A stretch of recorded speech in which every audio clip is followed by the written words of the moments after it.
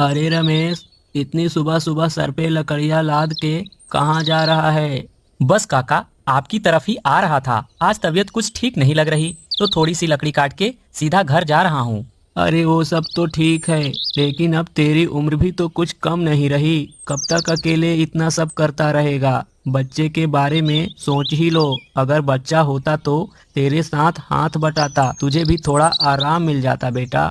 हाँ काका, मैं भी अब यही सोच रहा था। अगर भगवान ने चाहा तो इस बार आप दादू बन ही जाओगे। अच्छा चल, मैं अब बाजार जा रहा हूँ। जल्दी जल्दी खरीदारी करके घर लौटना होगा, नहीं तो काकी फिर मेरा राह देखती बैठी होगी। हाँ हाँ काका, आप जल्दी जाइए।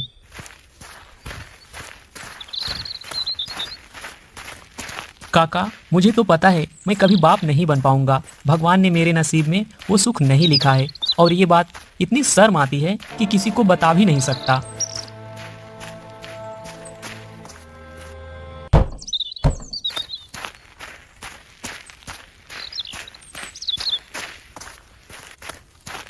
अरे ये क्या, आज तुम इतनी जल्दी घर लौट आए? आज तबीयत कुछ ठीक नहीं लग रही थी राधा। अकेले अकेले इतना काम मत किया करो, थोड़ा तो आराम भी कर लिया करो। ऐसे तो तबीयत और बिगड़ जाएगी। चलो अब कुछ खा लो, फिर थोड़ा आराम करो।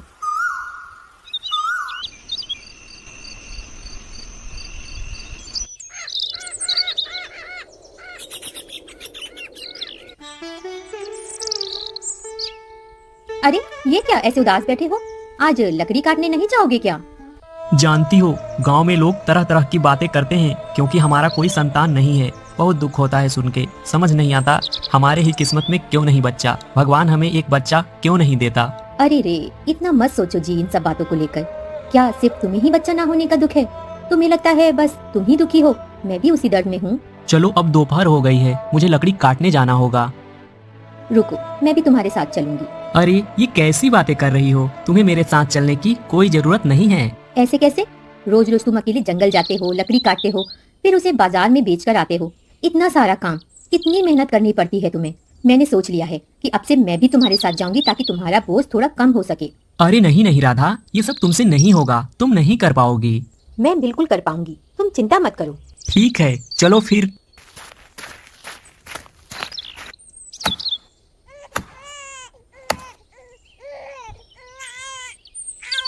पीची, सुनो तो सही, ऐसा लग रहा है कोई बच्चा रो रहा है। अरे नहीं राधा, इस घने जंगल में बच्चा कहाँ से? जरा ध्यान से सुनो, सच में कोई बच्चा है क्या? हाँ, अब मुझे भी आवाज सुनाई दे रही है। चलो जरा आगे चलकर देखते हैं।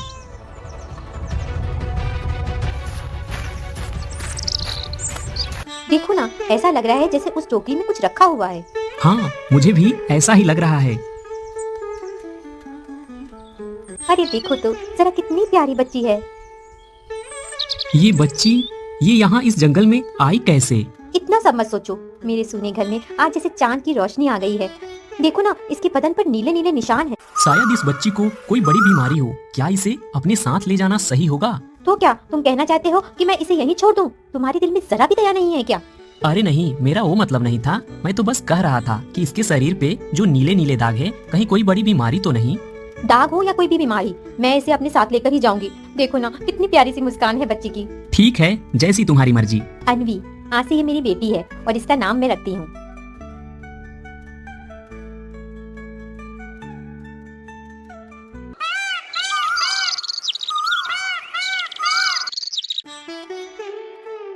अनवी बहुत ही शांत स्वभाव की लड़की थी।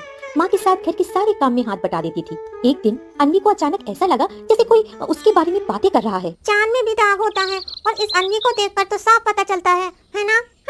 ठीक कह रहे हो। तुम लोग मेरे बारे में इतना कुछ क्यों कह रहे हो? बताओ जरा। अरे लड़की, क्या तुम हमारी बात समझ रही है? समझने को क्या है? अभी तो तुम मेरे बारे में कानाफूसी कर रहे थे। मुझे बच्चा समझते हो क्या? मैं समझ नहीं पाऊंगी। क्या हुआ अनवी, किससे बातें कर रही हो? माँ देखो ना, ये लोग मेरे शरीर के दागों को लेकर बातें बना रहे हैं। अरे वो तो पंछी हैं बेटा, उनकी भाषा तू कैसे समझ सकती है? माँ, मैंने साफ साफ सुना है जो उन्होंने कहा। अच्छा चल, अब खाना खा ले। पंछियों की बातें सुनने का कोई फायदा नहीं। माँ, मेरे शरीर पर ये जो चकत्ते जैसे नीले दाग हैं, ये क्यों हैं? अरे बेटा, ये कुछ खास नहीं है। जब तू बड़ी हो जाएगी सब ठीक हो जाएगा। ये दाग अपने आप चले जाएंगे। सच माँ? हाँ बेटा बिल्कुल। अब ज्यादा बातें मत कर, चुपचाप जल्दी से खाना खा ले। हाँ हाँ माँ, खा रही हूँ। तेरे पिताजी अभी तक नहीं लौटे, मैं जरा बाहर जाकर देखती हूँ। माँ, मैं भी चलूँ तुम्हारे साथ? नहीं, तुम्हें चलने की जरूरत नहीं, तुम घर पर ही रहो, मैं जाकर जल्दी से ही लौट आऊंगी। ठीक है माँ, जल्दी आना।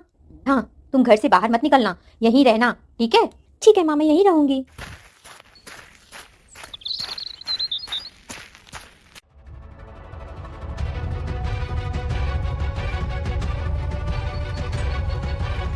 अब तक माँ और पिताजी लौटे क्यों नहीं? क्या मुझे जाकर देखना चाहिए? लेकिन माँ ने तो कहा था कहीं मत जाना, पर मैं बस जरा सा आगे जाकर देख लूं कि वो क्यों नहीं आ रहे। सुनो लड़की, मैंने तुम्हारी माँ को देखा, उस पर बाघ ने हमला कर दिया। क्या क्या कहा आपने? सच में? हाँ। माँ को बचाना होगा।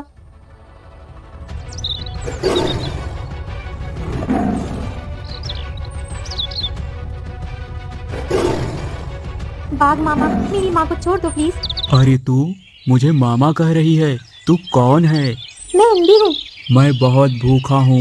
बाघ मामा, आप फल खा लो ना, फल बहुत मीठे होते हैं। अब जब तू कह ही रही है तो ठीक है, फल ही दे दो। क्या बात है अनवी, तुझे बाघ की भाषा कैसे समझ में आई? माँ, ये बाघ मामा कह रहे हैं कि उन्हें फल चाहिए, वो बहुत भूखे हैं।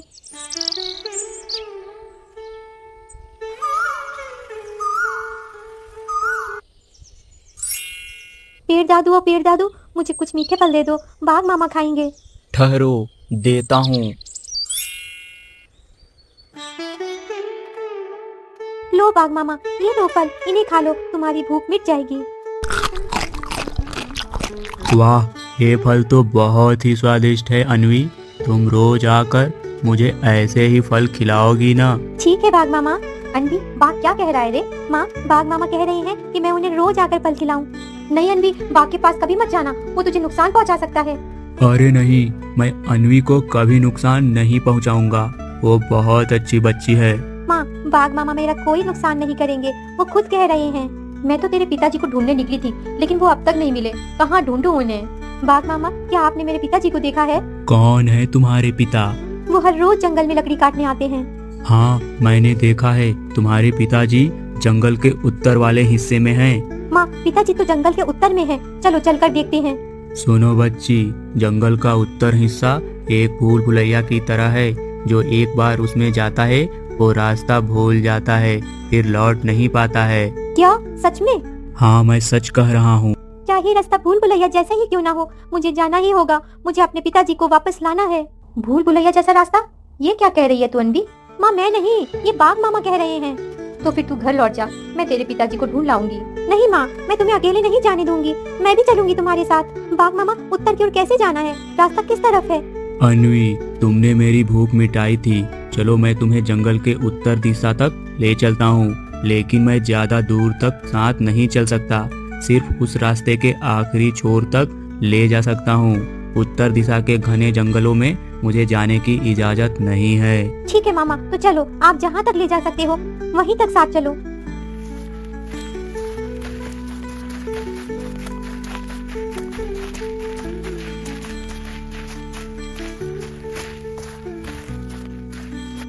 अब मैं नहीं जा सकता अनवी, मेरी सीमा यहीं तक है, अब आगे का रास्ता तुम्हें खुद तय करना होगा। बाघ क्या कह रहे हैं अनवी? माँ, बाघ मामा कह रहे हैं कि उनकी सीमा यहीं खत्म हो जाती है, अब वो हमारे साथ नहीं जा सकते। उन्होंने जहाँ तक पहुँचाया वो भी कम नहीं। अपना ख्याल रखना।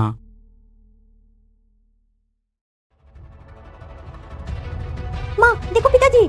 हे भगवान, तुम लोग यहाँ कैसे? तुम वापस नहीं लौटे, इसलिए हम तुम्हें खोजते हुए यहाँ तक आ गए। पर इस छोटी बच्ची को ऐसे खतरनाक जंगल में क्यों लेकर आई? तुम्हें पता है यहाँ कितने डरावने जानवर रहते हैं? अनवी के बिना तो मैं तुम्हें ढूंढ ही नहीं पाती।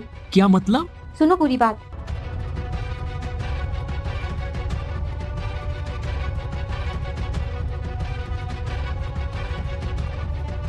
तू मेरी अनवी कोई साधारण लड़की नहीं है, समझ आया कि तुम जानवरों की भाषा समझती हो, मगर ये जो रास्ता है ये कोई भूल भुलैया जैसा लग रहा है, यहाँ से बाहर कैसे निकलेंगे? मैं नहीं जानती पिताजी कि यहाँ से कैसे निकलेंगे।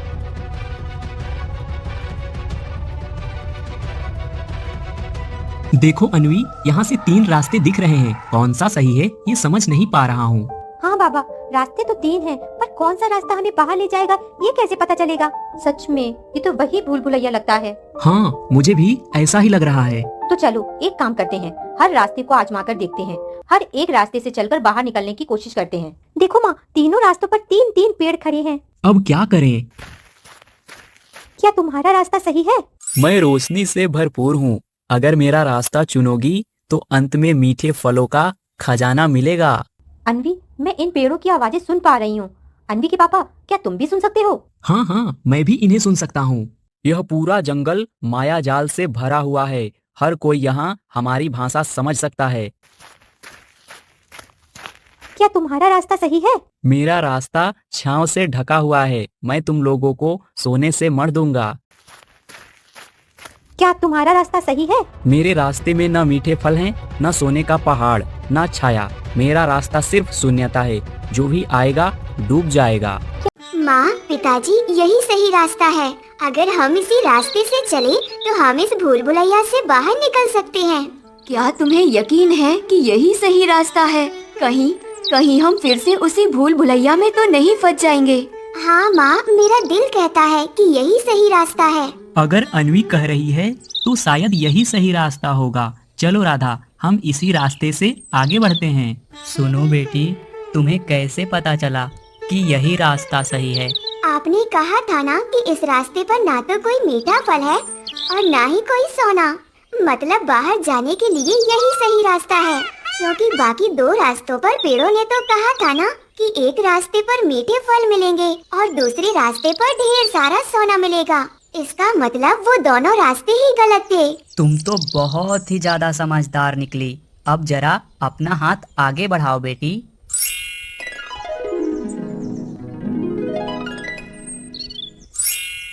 अब इस पत्ते का मैं क्या करूं? ये पत्ता तुम्हारी समझदारी के लिए इनाम है। ये इनाम कोई आम पत्ता नहीं है।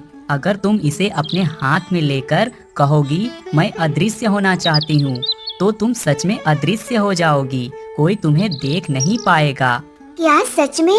एक बार करके तो देखो। पत्ता, मुझे अदृश्य बना दो। पत्ता, अब मुझे फिर से दिखाई देने दो। क्या मैं इस पत्ते को अपने पास रख सकती हूँ? जरूर, ये मेरी तरफ से तुम्हें एक तोहफा है। अब तुम इस रास्ते पर आगे बढ़ जाओ। तुम इस जादुई जंगल से बाहर निकल सकोगी। और इस दादा का मतलब क्या है? इसका जवाब तो तुम्हें ही ढूंढना होगा।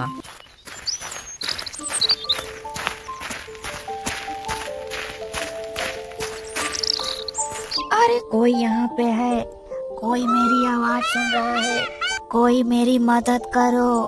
कौन पुकार रहा है, वो भी इतनी धीमी आवाज में? अरे अरे अन्वी, यहाँ तो कोई नहीं है। नहीं माँ, मैंने साफ साफ किसी के रोने की आवाज सुनी है। लगता है कोई मुसीबत में है। ये भी कोई जादुई जाल हो सकता है। क्या हम सही रास्ते पर आए हैं? और मैंने तो किसी की रोने की आवाज नहीं सुनी।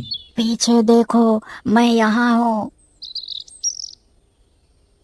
हाँ, मैं तुम्हारी आवाज सुन पा रही हूँ। तुम कौन हो? क्या तुम मुझे बुला रहे हो? पीछे देखो, मैं यहाँ हूँ। अरे रे रे रे, तुम्हारे पंखों को क्या हुआ? ये तो टूटा हुआ है और खून भी निकल रहा है। एक पेड़ की मोटी सी डाली टूटकर मेरे पंखों पर गिर गई थी, इसीलिए मुझे चोट लग गई। तुम्हें बहुत दर्द हो रहा है ना? रुको, मैं देखती हूँ कि क्या किया जा सकता है।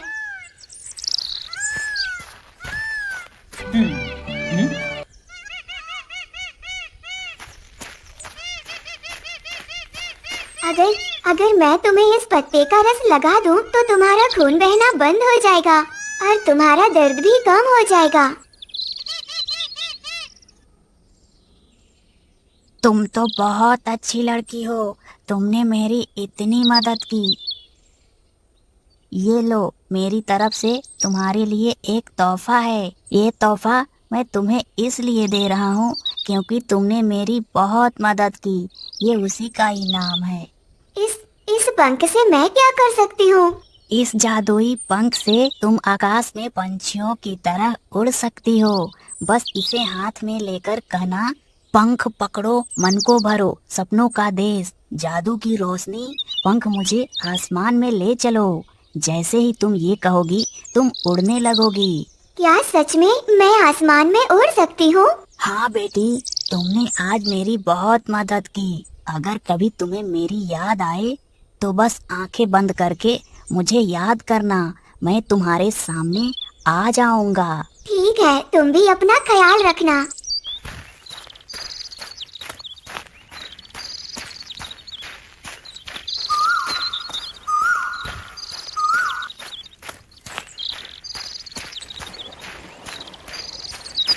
अन्वी, सामने तो नदी है। अब हम इसे पार कैसे करेंगे? मुझे नहीं पता माँ। अन्वी, पीछे देखो, पीछे कोई रास्ता नहीं है। जिस रास्ते से हम आए थे वो भी अब गायब हो गया है। सामने बस नदी है। अब इसे पार कैसे करें? क्या क्या कोई यहाँ पर है? कृपया हमारी थोड़ी मदद कर दीजिए। ऐसा लग रहा है यहाँ कोई नहीं है। क्या आप हमारी मदद कर सकते हो? कैसी मदद? क्या आप हमें इस नदी को पार करा सकते हो? कुछ भी पाने के लिए कुछ देना पड़ता है। मैं तुम्हें नदी पार करवा दूंगा, लेकिन बदले में तुम मुझे क्या दोगी? बताओ, तुम मुझे क्या दोगी? मेरे पास तो कुछ खास नहीं है, मैं क्या दूं? तुम्हारे पास है। मुझे बहुत भूख लगी है। अपनी भूख मिटाने के लिए मुझे तुम्हारे माँ और पिताजी चाहिए। बोलो, दोगी? नहीं नहीं, ये कभी नहीं हो सकता। तुम कोई और चीज खा लो। मैं सिर्फ इंसान खाता हूँ। अगर इंसान नहीं दोगी तो मैं चला जाऊंगा और धीरे धीरे ये पूरी जगह गायब हो जाएगी। तुम सब मारे जाओगे। तो फिर मुझे खा लो, मुझसे अपनी भूख मिटा लो। बस इन्हें इस जंगल से बाहर जाने दो। अरे नहीं नहीं, मेरी माँ को मत खाना प्लीज। तुम मेरी माँ को मत खाना। तुम्हें इंसान चाहिए ना, तो मैं भी तो एक इंसान ही हूँ। तुम मुझे खा लो। तुम तो मुझे खा सकते हो ना, तुम मुझे खा सकते हो, लेकिन मेरे माँ बाबा को कोई नुकसान नहीं होना चाहिए। ठीक है, तो फिर मैं तुम्हें ही खाऊंगा। रुको, मेरी एक शर्त है। क्या शर्त है? बताओ जरा। तुम्हें इंसान खाना है ना, तो ठीक है, पर अगर मुझे खाने के बाद भी तुम्हारी भूख नहीं मिटी तो फिर तुम मेरे माँ बाबा को नहीं खाओगे। पहले मुझसे ये वादा करो कि मुझे खाने के बाद तुम उन्हें कुछ नहीं करोगे। तू ये क्या कह रही है बेटी? तेरी मौत के बदले हम अपनी जिंदगी नहीं चाहते। डरो मत, मैं किसी को नहीं खाऊंगा। अन्वी, तुम इस परीक्षा में सफल हो गई हो। तुमने अपनी जान की कीमत पर तुमने अपने माँ बाप की जिंदगी मांगी और मुझ पर इतना आसानी से भरोसा नहीं किया। तुमने मुझसे वादा करवाया। यही होता है सच्चे राह पर चलने वाले का गुण। अगर तुम सच में सच्चे हो तो तुम इस माया जाल के जंगल को चुटकियों में पार कर जाओगे। पेड़ ने मुझे एक पहेली दी थी, उस पहेली का उत्तर क्या है? उसका उत्तर मैं नहीं, बल्कि तुम्हारा दूसरों के लिए निस्वार्थ भाव, तुम्हारा दयालु और मददगार मन ही उसका उत्तर है अन्वी।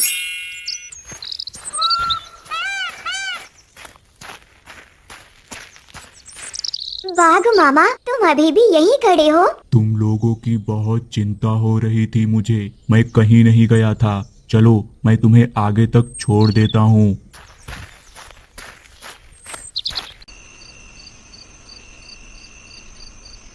अन्वी बेटी, अगर तू नहीं होती तो ना जाने आज क्या होता। मैं उस जंगल से कभी भी बाहर नहीं निकल पाता। मैंने कितनी बार कोशिश की, लेकिन हर बार घूमकर उसी जगह लौट आता था। तुम उत्तरी जंगल में कैसे पहुँचे, ये तो बताओ। मत पूछो राधा, हर दिन जहाँ मैं लकड़ियाँ काटता था वहाँ से लकड़ी उठाकर आगे बढ़ता गया। आगे देखा, वहाँ ढेर सारी लकड़ियाँ पड़ी थी। मैंने सोचा चलो वहाँ और लकड़ियाँ मिलेंगी। मैंने कुछ लकड़ियाँ काटी और संभाल कर रखी। और फिर? जैसे ही आगे बढ़ा, ऐसा लगा जैसे किसी चुंबक ने मुझे खींच लिया और मैं अंदर चला गया। उस तरफ फिर कभी मत जाना। हाँ, कभी कभी वहाँ बहुत खतरा है। अरे अब बस भी माँ पिताजी, आप लोग अब और चिंता मत कीजिए। आज का दिन हम सबके लिए बहुत भारी था। अब चलिए थोड़ा आराम कर लीजिए।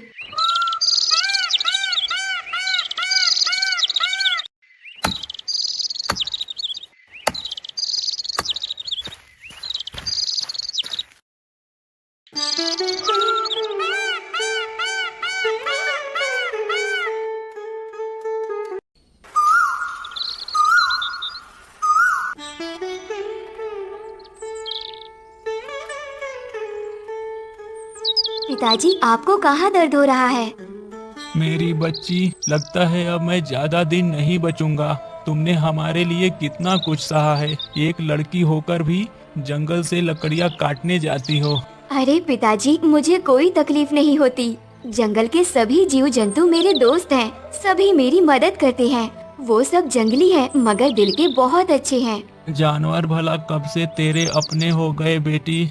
जानवर कभी भी तुझ पे हमला कर सकते हैं। अरे पिताजी, वो बहुत अच्छे हैं। वो मुझे कभी नुकसान नहीं पहुंचाएंगे। भगवान करे ऐसा ही हो बेटी। पिताजी, मैं तुम्हें किसी भी हालत में ठीक करके रहूंगी। नहीं बेटी, ये बीमारी मौत जैसा है। इस मौत की बीमारी से बचने का कोई उपाय नहीं। बाप बेटी में क्या राज की बातें चल रही हैं। कुछ खास नहीं राधा, बस मुझे अपनी बेटी की तकलीफ देखी नहीं जाती। हाँ सच में इस लड़की पर बहुत भार आ गया है। माँ, मुझे तो सब अच्छा ही लगता है।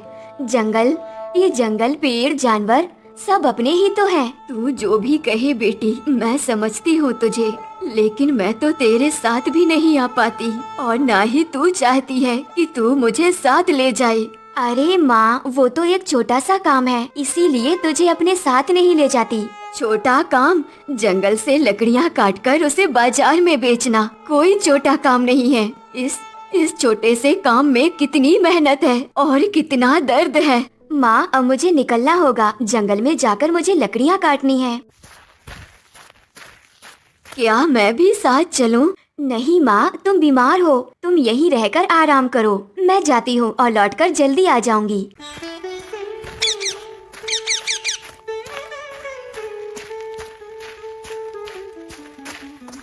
इस बीमारी का इलाज कैसे होगा? पिताजी को कैसे ठीक करूं? मेरी बेटी, तुम इतनी चिंतित क्यों हो? क्या हुआ तुम्हें? क्या बताऊं? पिताजी को कोई गंभीर बीमारी हो गई है। अब मैं क्या करूं? कुछ समझ नहीं आ रहा। क्या मैं तुम्हारी कोई मदद कर सकता हूँ? क्या मैं तुम्हारे पिताजी को ठीक करने में कोई सहायता कर सकता हूँ? कैसे? क्या कर सकते हो तुम? तुम्हारे बाबा को ठीक करने के लिए सांपों के राजा की मणि लानी होगी। उस मणि को अगर उनके शरीर से स्पर्श कराया जाए तो वो एकदम ठीक हो जाएंगे। सांपों के राजा कहाँ मिलेंगे? उस रास्ते पर पहुंचना तो बहुत ही खतरनाक है। चाहे जितना भी भयानक हो, मैं जाऊंगी। बस तुम मुझे रास्ता बताओ, मैं सांपों के राजा तक जरूर पहुंचूंगी। तुम्हें दक्षिण दिशा में जाना होगा। वहाँ गहरे जंगल में एक गुफा है। वहीं रहता है सांपों का राजा। उस गुफा में तुम्हें वह मणि मिलेगी। वही मणि लाकर तुम्हें अपने पिता के शरीर को स्पर्श करनी होगी। मैं अभी वहीं जाऊंगी। लेकिन याद रखना, कुछ भी हो जाए सांपों के राजा की आंखों में मत देखना। क्यों? अगर तुमने उसकी आंखों को देख लिया तो तुम पत्थर बन जाओगी। ठीक है, मैं ध्यान रखूंगी।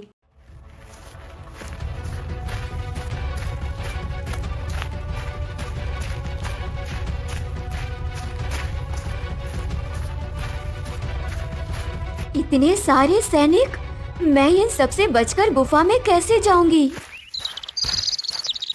सुनो सब, कोई भी इस गुफा में दाखिल ना हो पाए। ये नागराज का हुक्म है। जो भी आएगा उसे जहर से खत्म कर देंगे। गुफा में घुसना तो दूर की बात है, पास भी कोई आया तो नहीं बचेगा। बस ऐसा ही होना चाहिए।